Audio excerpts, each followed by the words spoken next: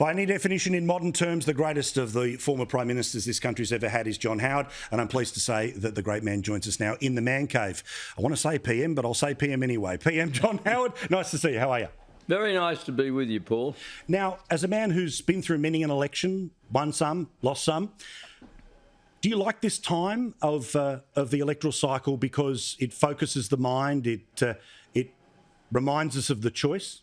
Oh, yeah, look, this is a great moment in democracy. I mean, we've got a clear choice, and this is what it's all about. I think this election will be very close. I really mean that. I know people automatically say that, but often it is said without any real conviction, even if you think you're a mile behind or you're a mile in front. But I think this will be close because the government's problem is that it's been there for, a decade, and it's, although had 3 prime ministers, but that's the problem. The strength is that I think the choice on economics and national security has been sharper than it's been for probably 15 or 20 years. There's no doubt in my mind that there's a very clear choice on those 2 issues.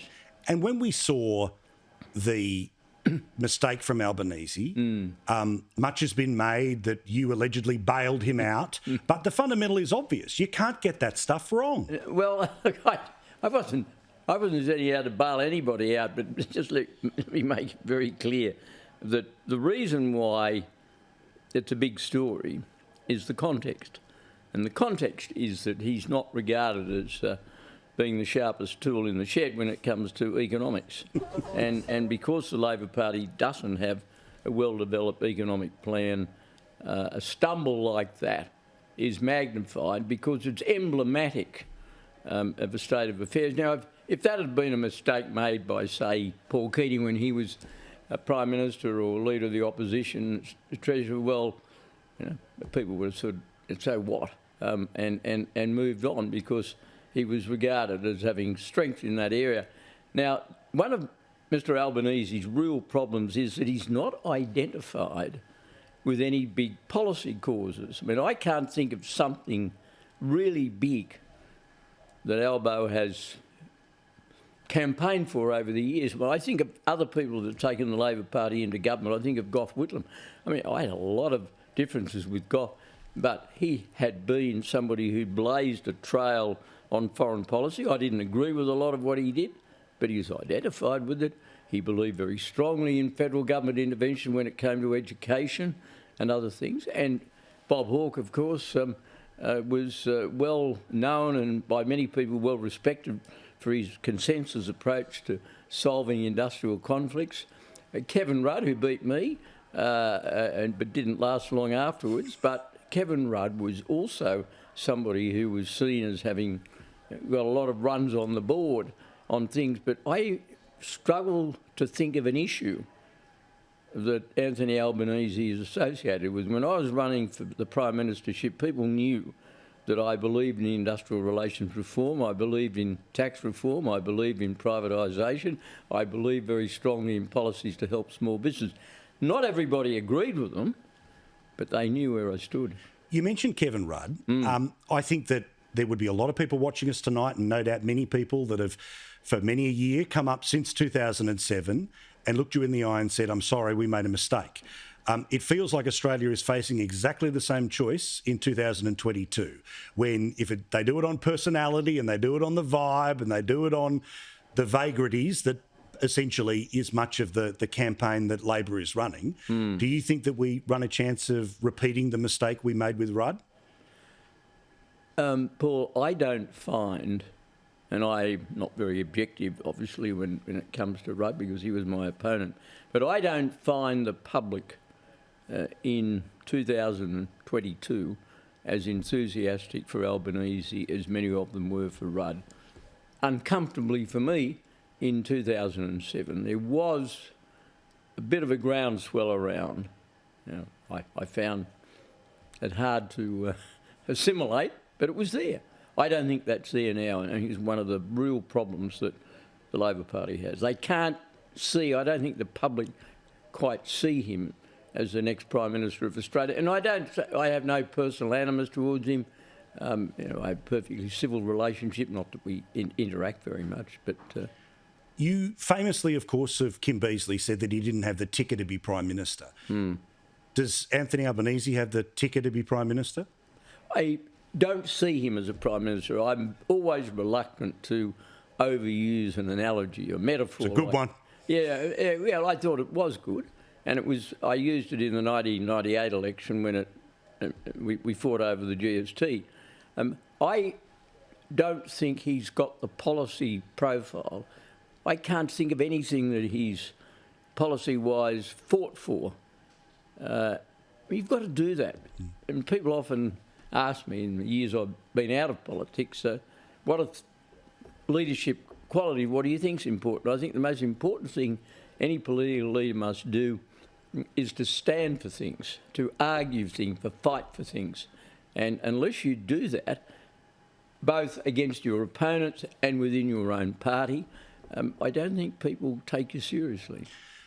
Of course, you are famously associated with being able to pay off debt, to be able to put us into surplus. We're way away from that. A global pandemic absolutely made that the case. And there'll be a lot of people watching tonight who were quite passionate about your government, quite fond of it in its memory, who are frustrated with those two indices about budget deficits and debt that exists now. When you look at those ways of viewing the country, is there further explanation that people need, or it is a disappointment that... Well, I think we have to understand that the country went into debt because the government had closed it down, had created a recession because of the pandemic in the name of saving Australian lives. And naturally, having closed the place down, it had an obligation to open it up again, and that's why it went into debt. And I quite openly acknowledge that. I talked to Josh Frydenberg and Scott Morrison about this at the time, and they said, we're going to have to spend an enormous amount of money. And I said, well, you've closed the show down. You've got to do it. And this recession that we bailed the country out of with the expenditure of all of that money, which has caused the debt, it was unique. All the other recessions we've had were because of market failure, government policy failure, but here was a government, along with the state government, saying to the community, we're going to close things down to try and squeeze the pandemic out of the system. And having done that, the government had to bail things out, and that's why we had JobKeeper. And the only way you can explain that is to tell it precisely as it is. And that is, to my understanding, that's the proper explanation, and I think we just have to grow our way out of that.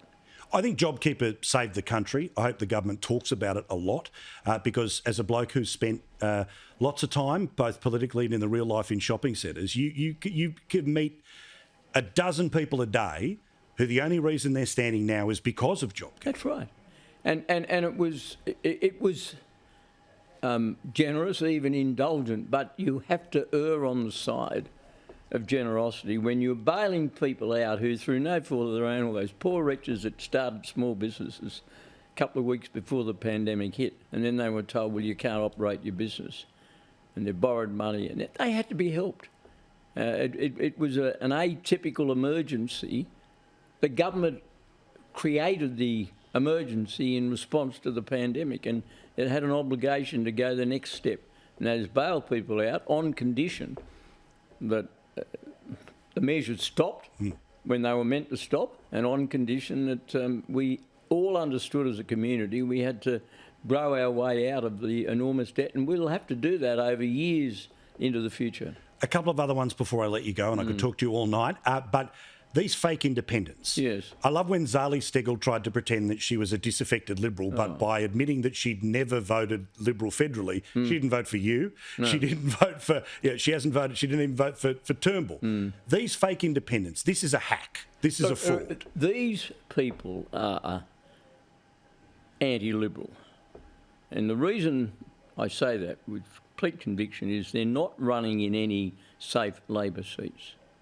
Why don't they run a candidate against Tanya Plibersek or Anthony Albanese? I mean, they are twins in inner Sydney, And why don't they do that? Because their objective is to pull down Liberals. And I say to people who are Liberals, who might be thinking that they'll vote for one of these people, the consequence of electing one of these independents is that there'll be one name taken out of the Liberal list. Now, that's not going to help the Liberal Party. If you think you're reforming the Liberal Party by electing somebody who parades as a genuine Liberal, you're deluding yourself. Now, I mean, I understand if people have a genuine argument with the Liberal Party over something and they pull out and they run as an independent, that's a separate matter. But in this case, I don't think there's any doubt that their mission is to pull down a Liberal government. And I just hope people understand that if they're contemplating voting for them. And then conversely, on the other side of things, on the more conservative side of things, the people who believe that we need to burn the village in order to save it, they've got no idea that... Look, can I appeal to those people to understand we are at our best as a Liberal Party, and I'm speaking very partisan now, in a very partisan way, when we are a broad church. I know I use that phrase a lot, but it's true. We've got a spectrum of opinion. You've got to tolerate difference, and in the end, you don't achieve anything by burning the village. And this idea that we'll see some of these people who have what they regard as leftist views or something thrown out, that's dumb, and that only plays into the hands of our political opponents. The way to fight those battles is inside our own party. And we've been very successful at that. And we've watched the Labor Party federally destroy itself by not being able to do that. And we ought to take pause from the experience of the Labor Party. Final question, and it's about you. How do you spend most of your time now? We know you obviously still go walking. I still go walking. I play golf when it doesn't rain, and that hasn't been very much. I help with a number of good causes. I make speeches, I travel, I've got some consultancies with a couple of commercial organisations in different parts of the world, and people want to come and talk to me about politics. So I got plenty to do. And the cricket's always on. There's a whole channel of it here on Foxtel. Well, I watch a lot of cricket. In fact, one of my great pleasures this morning in Perth when I spoke at his breakfast was to have Justin Langer on the table. I'm a great friend of Justin's. I thought he gave wonderfully to Australian cricket. He was a wonderful opening batsman, and I thought he was a magnificently successful coach as well. Bit like yourself, a good opening batsman and a good coach as well. One of the best. Thank you so much, Mr Howard. Thank you. Thank you. John Howard, of course, the absolute legend. If you want to relive it, it's up at skynews.com.au in a couple of minutes. And a reminder about that Maverick pub test that we're having this time next week in Queensland, where we'll put them all to the test and let them say whatever they want, and it's your turn to fire up. Join me for an email, pubtest@skynews.com.au. It'll be on the Gold Coast next week. More in a sec.